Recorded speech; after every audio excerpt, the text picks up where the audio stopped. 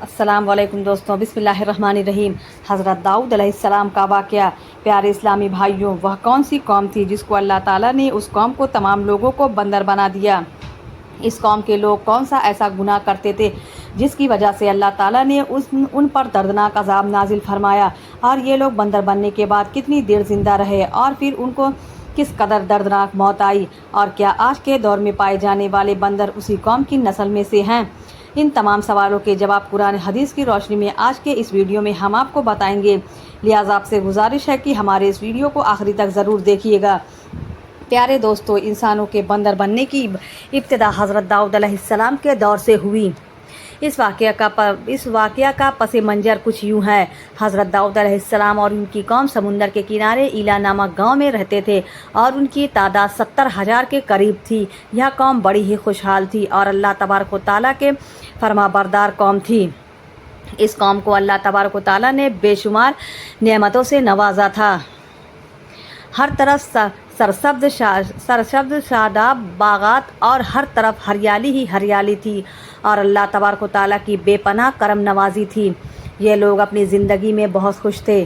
حضرت داؤد علیہ السلام کی قوم چونکہ سمندر کے کنارے رہتی تھی تو اللہ تبارک و تعالیٰ کا ان پر یہ خاص کرم تھا کہ سمندر کے اس کنارے پر بے پناہ مچھلیاں آتی تھیں جن کا یہ لوگ کاروبار کرتے تھے اور بہت ہی خوشحالی والی زندگی گزارتے تھے۔ جب یہ قوم اللہ تبارک و تعالیٰ کی نعمتوں کی وجہ سے خوشحال ہو گئی تو اللہ تبارک و تعالیٰ کی نافرمانی پر اتر آئی اور طرح طرح کے گناہوں کے اندر مبتلا ہو گئی۔ اور پھر ایک دن اللہ تبارک و تعالیٰ نے اس قوم کا امتحان لینے کا ارادہ کیا اور حضرت داؤد علیہ السلام کو وہیں بھیجا کہ اپنی قوم سے کہہ دے کہ وہ سنیچر کے دن یعنی ہفتے والے دن مچھلی کا شکار کرنا بند کر دیں۔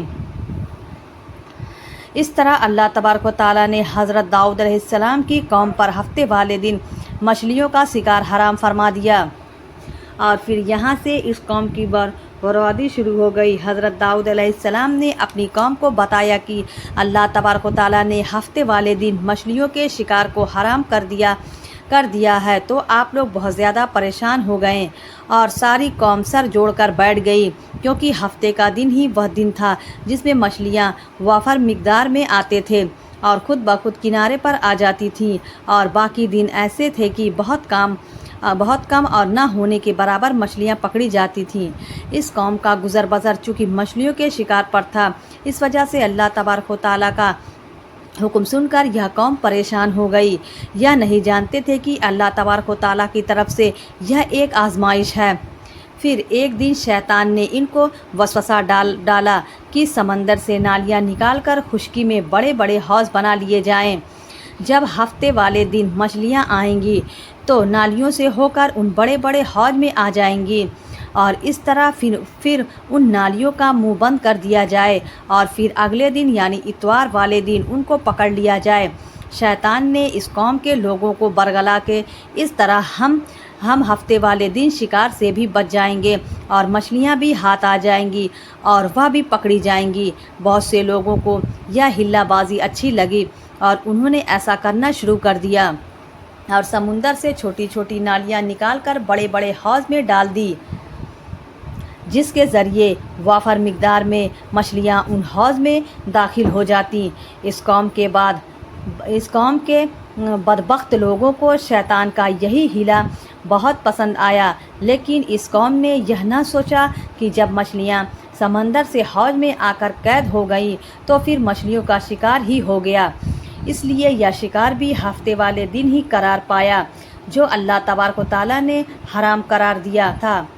اس موقع پر یہودیوں کے 3 گروہ ہو گئے۔ کچھ لوگ ایسے تھے جو شکار کے اس شیطانی ہیلے سے منع کرتے تھے اور کچھ لوگ اس کام کو دل سے برا جان کر خاموش رہے، لیکن انہوں نے شکار نہ کیا اور دوسروں کو منع بھی نہ کرتے تھے، بلکہ یہ لوگ منع کرنے والوں سے یہ کہتے تھے کہ تم لوگ ایسی قوم کو نصیحت کرتے ہو جنہیں اللہ تبارک و تعالیٰ عذاب نازل کرنے والا ہے اور ان پر اپنا دردناک عذاب نازل فرمانے والا ہے۔